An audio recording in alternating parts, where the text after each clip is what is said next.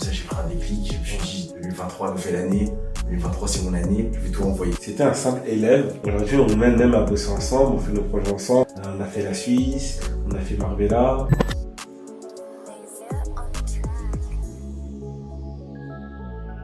On a été venu à Dubaï.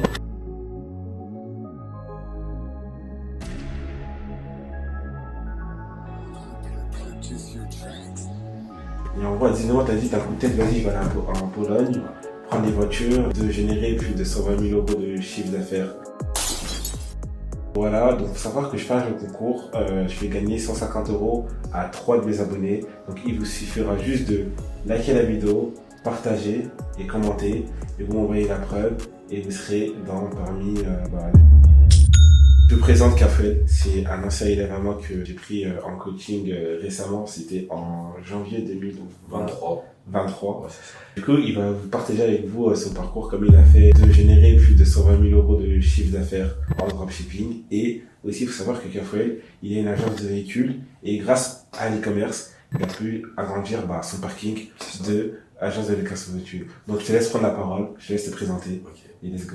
Donc, moi, je me présente. Donc, c'est Kafuel. Mon vrai prénom, c'est Yaya. J'ai 21 ans. Moi, ce que j'ai fait durant mon parcours, c'est-à-dire que pour pouvoir me lancer en fait dans l'entrepreneuriat, j'ai commencé tout d'abord par enchaîner les différents petits jobs. Donc, j'ai commencé par McDonald's. Ensuite, j'ai fait un peu d'intérim au chantier, BTP. J'ai travaillé dans un trampoline park. Et en fait, tous ces différents jobs que j'ai accumulés, c'était quand j'étais en cours. Donc, c'est-à-dire que c'était pas facile. Donc, c'est-à-dire que j'avais pas beaucoup de temps libre, etc. Mais bon, c'est parce qu'en réalité, j'avais déjà le projet d'agence de location dans ma tête. Et c'est-à-dire qu'avec ces différents revenus que j'ai accumulés, et la bourse aussi, tu sais, quand on était lycée, j'ai pu en fait mettre de côté. Et dès que... T'as serré la ceinture. Ouais, j'ai serré la ceinture, je te mens pas. Le BTP, c'était dur. Franchement, je crois ma pire expérience, c'était pas le McDonald's, c'était le BTP. Ah ouais, sur le chantier, c'était vraiment physique. C'était comment? En fait, j'étais sur un chantier. Il y avait un bâtiment de 11 étages. Ok. 11 étages, et moi, tu vois, j'étais avec un marteau-piqueur. Et quand j'avais fini de taper, je devais descendre avec un sac les 11 étages. Et je devais les remonter à longueur de journée. Arrête. Ouais. Mais bon, après, on s'était payé 80 euros la journée. Avec les 20% d'intérim, ça restait 100 euros la journée. Donc, je me plains pas. Et du coup, moi, ce que j'ai fait un bac STMG. Après, j'ai fait un BTS technico-commercial pendant 2 ans. Ça s'est bien passé? Ouais, franchement, ça s'est bien passé. Après, je veux pas dire, j'étais pas l'élève top. Ah ouais, t'avais bonne moyenne. C'est important le bac, hein. On verra c'est qui l'aura. Ce sera pas moi. Ce sera pas toi, en tout cas. 10 de moyenne. Non, un peu plus. C'était le sport qui te... Il y a pas sport en BTS. Ah ouais, c'est pas sport en BTS. Et du coup, après, dès que j'avais fini, en fait, le BTS, je me suis lancé, en fait, avant même, en fait, que j'ai fini les résultats, j'avais déjà commencé à ouvrir mon agence de location de voiture parce que j'étais sûr de moi. Pour moi, j'étais sûr que j'allais avoir les résultats. Et après, du coup, j'ai commencé à faire un partenariat avec un garage. J'ai sorti ma première voiture. C'était quoi comme voiture? C'était une Golf 7 GTI Performance, année 2017, que j'ai encore d'ailleurs pour ceux qui me suivent. Et après, par la suite, j'ai commencé à prendre des voitures en Pologne pour agrandir ma flotte, etc. avec le bénéfice, voilà. Ok. Est-ce que tu peux me parler de comment t'as fait Paris, Pologne? Ah ouais, Paris-Pologne. Bah, écoutez, moi, j'étais déterminé. Donc, moi, ce que j'ai fait, en fait, Paris-Pologne, c'était Paris-Varsovie en Flixbus. Donc, Flixbus, ça m'a mis à peu près, 24 heures de voyage. J'ai passé par Strasbourg, Berlin, Varsovie, Poznan, je crois. 24 heures, je suis resté dans le bus. Et après, je suis pas chercher ma voiture, hein. Et t'avais quel âge? C'est quand j'avais 19. Ouais, 19 ou 20, je sais plus. Mais en tout cas, ouais, c'était pendant l'été. Déjà, il faisait chaud. Et après, j'étais déterminé, hein. J'ai fait le retour en une fois, hein. Je suis parti là-bas, il était 16h. Je suis arrivé à Paris le lendemain matin, vers, je crois, 6h et quelques. J'ai fait un tout droit. C'était une bonne expérience, mais par contre, niveau essence, c'était cher, hein. J'ai dû mettre 6 plein, un truc comme ça. Mais après, j'ai bombardé, tu vois, c'était la première fois que je voulais RS3. En vrai, je trouve que c'est impressionnant quand même, t'avais 19 ans. Ouais. Et t'avais le permis, j'espère. Ouais, j'avais le permis. Moi, le permis, j'ai anticipé, hein. Ouais, c'est bien. C'est-à-dire, j'avais pas de chance parce qu'il y avait le Covid. Ok. Donc, de base, je voulais faire dès ma date d'anniversaire, mais tu sais, il y avait le Covid et la date de libération en France, c'était le 11 mai. Ça veut dire, j'ai commencé à faire toutes mes dates et j'ai eu mon permis, je crois, à peu près, en août, je crois, un truc comme ça. C'est bien. En gros, à 19 ans, t'as dit non, je vais me lancer dans une agence de location de voiture parce qu'il faut savoir que dans les agences de location de voitures, il y a les inconvénients et les avantages. Mais bon, ça on en parlera après. Et en gros, à 19 ans, t'as dit d'un coup de tête, vas-y, je vais aller en Pologne, Ouais. prendre des voitures. C'est ça, bah en fait, en Pologne c'était mieux parce que déjà pour s'acheter un véhicule c'est beaucoup plus simple. De toute façon, tout le monde le sait ça. Faut donner, tu sais, juste la caution et les loyers. Et pour, dès que t'es un fournisseur, c'est plus simple. Moi, je venais en fait d'avoir l'entreprise en France. J'avais pas de bilan, tu vois, pour me permettre d'aller à l'étranger ou ailleurs, tu vois. Donc, j'étais obligé d'aller un peu parce que c'est simple. Et après, bah, j'ai pris la voiture. Et après, voilà, c'était la seule voiture polonaise que j'ai. J'ai fait une expérience. Au final, après, tu sais, les plaques polonaises, voilà, ça a vite sombré, tout le monde le sait. Et aujourd'hui, il y a plus personne pas grand monde qui utilise des plaques polonaises, tu vois. Et du coup, maintenant, si tu peux nous parler un peu de ton parcours dans l'e-commerce, comment tu as découvert le dropshipping, etc. Bah, moi, en fait, le dropshipping, faut savoir, en fait, le commerce a toujours été ma spécialité parce que j'ai fait du coup, bac STMG.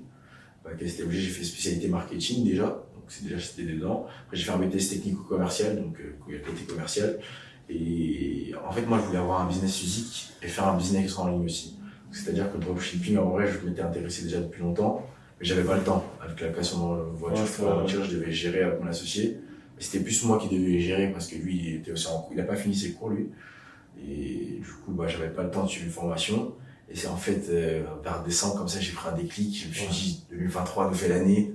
2023, c'est mon année. Je vais tout envoyer. Ouais. Du coup, bah, je suis allé sur TikTok, j'ai regardé Yomi Denzel, etc. Je suis tombé sur ta vidéo. Ouais. Quelle vidéo t'es tombé? Je suis tombé sur la vidéo, sur une vidéo, tu montrais 3 produits à lancer. Ah, 3 produits à lancer, je sais plus c'était lesquels exactement. Du coup, j'ai cliqué sur ton Instagram.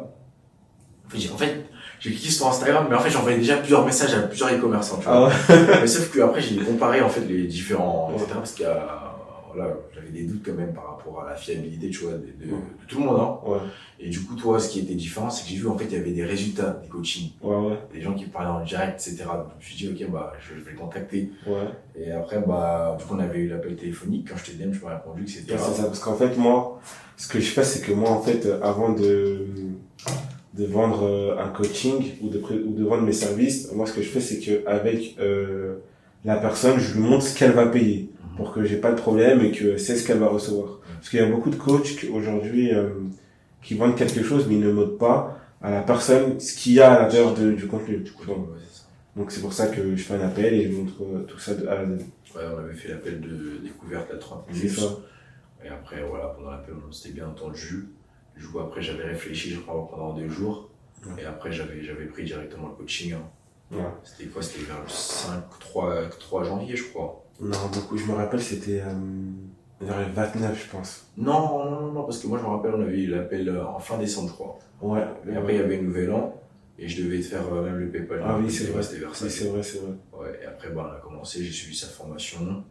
Là, j'ai vite évolué parce que dites-vous qu'un mois après, je suis passé du coup à son événement. J'avais déjà quelques petits résultats, j'ai pu en parler. Donc, c'est-à-dire que, voilà, bah, je te laisse continuer. Hein. Ouais, c'est ça. Expliquer, hein. Voilà, c'est ça. Après, on s'est lancé sur TikTok Ads. Sur TikTok Ads. Donc, explique-nous un peu ce qu'on a fait, des expériences, ce que t'en as pensé sur les stratégies. Ouais, tout d'abord, pour commencer, déjà, on a fait un tableau. C'est-à-dire, on a fait un tableau Excel où on a comparé déjà les différents produits. C'est ça. Donc, une fois qu'on a trouvé 3 produits intéressants, on les a testés, du coup, sur TikTok, etc. On a mis différentes stratégies en place. Et une fois qu'on a testé les 3, en fait, il y a un produit qui ressortait le plus du lot. Et du coup, on l'a utilisé. On a lancé des testings sur une semaine, on a fait plusieurs différents scannings. On a vu que c'est un produit winner, donc après, on a continué dessus. C'est ça, parce qu'en fait, moi, ce que je fais, c'est que dans les stratégies, c'est que dès que je vois qu'il y a un winner sur un seul marché, ce que je fais, c'est que moi, j'anticipe dans les autres marchés. Imaginez que vous, aujourd'hui, vous lancez un produit, et que, par exemple, vous lancez un produit au UK, et il prend, mais vous savez pas s'il va prendre encore le mois prochain. Donc, entre-temps, faut vite anticiper et lancer même dans 2 autres marchés, qui est 2 autres marchés sur votre sécurité. Ouais, du coup, voilà, c'est ce qu'on a fait. Et après, on est même allé sur différentes plateformes comme Facebook. Facebook Ads. Ouais, on a essayé, et voilà. Après, on a poussé comme ça. Et maintenant, on va dire, par exemple, en termes de ton état d'esprit, maintenant, t'es à Dubaï, t'es venu jusqu'ici. Quel est ton ressenti maintenant aujourd'hui? Moi, franchement, mon ressenti sur Dubaï, c'est que déjà, j'aime bien l'environnement. Du si peu que j'ai vu pour l'instant des personnes, c'est qu'en fait, les gens ici se tirent vers le haut. C'est pas comme en France où malheureusement les gens essaient de mettre des bâtons dans les roues dès que t'as la réussite. Là, les gens ils se tirent vers le haut. Et moi, c'est ce que j'ai bien aimé. Et c'est dans cet environnement en vrai que j'ai envie d'évoluer parce que cette mentalité, en fait, je l'avais déjà atteint dès que j'avais commencé la location de voiture. Et franchement, moi, ça m'a plu. Après, voilà, quoi, c'est Dubaï, hein. Ça donne envie quand tu vois des grosses voitures, tu vois des personnes qui sont simples mais qui tirent vers le haut, ça donne envie de rester ici et d'évoluer. Et du coup, moi, j'avais une question sur l'événement que j'avais fait à Lyon. T'en as pensé quoi de cet événement, ta présentation, etc. et tout? Bah, moi, perso, ma présentation, je l'ai bien aimée. Je trouve que c'était naturel. Au début, j'ai stressé. Parce que c'est pas la première fois que je parlais devant tout le monde, mais on va dire que je parlais devant des gens avec qui on devait les aider pour les aider en fait à lancer leur business, ceux qui avaient peur, ceux en fait pour les tirer vers le haut. C'est-à-dire que j'avoue j'étais un peu stressé, mais en fait j'ai vu que j'avais fait un vrai PowerPoint, c'est-à-dire que je me suis donné les capacités et en fait j'avais aussi envie de transmettre mon message. Donc, pour toutes les personnes en fait qui ont peur d'investir, en fait il n'y a pas de raison d'avoir peur parce que si nous on a réussi, vous aussi vous pouvez réussir. Et sinon moi j'ai bien aimé aussi les différents intervenants que tu as amenés. Chacun a, comment dire, expliqué à peu près son domaine. Et vraiment moi, franchement j'ai bien aimé. Ouais, c'est ça. En fait, il faut savoir que c'était un simple élève. Aujourd'hui, on mène même à bosser ensemble, on fait nos projets ensemble sur différents projets. On a voyagé ensemble, on a fait la Suisse, on a fait Marbella, on a été à Dubaï. T'en penses quoi de cette expérience-là? Bah, moi, franchement, je trouve que c'est incroyable parce que tout ça s'est fait en moins de 4-5, ouais, c'est moins de 6 mois. Hein. Ouais. On a commencé déjà le premier événement en février, après on est allé à Marbella, c'était quand en mai? C'était en mai. Ouais, on est allé en mai, après là, du coup, Dubaï maintenant.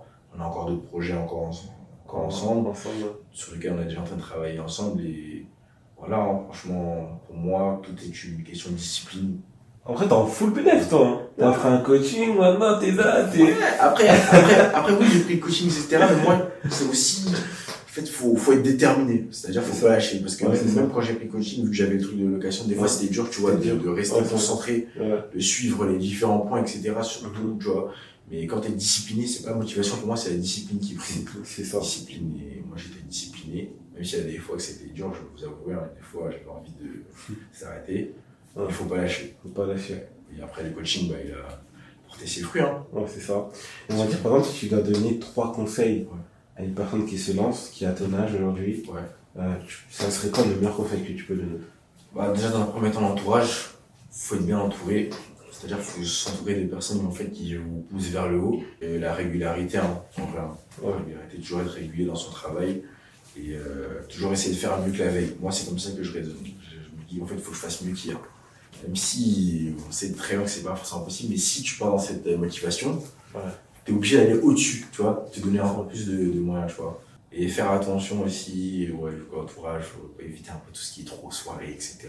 Plus travailler un peu. Arrête de mentir, tu vas toujours en soirée. Non, mais.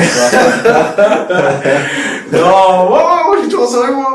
Ouais. Non, mais c'est des invitations d'anniversaire. C'est pour faire acte de présence aussi. J'ai obligé. On va mettre une vidéo là, avec le ministre là. Vous allez voir.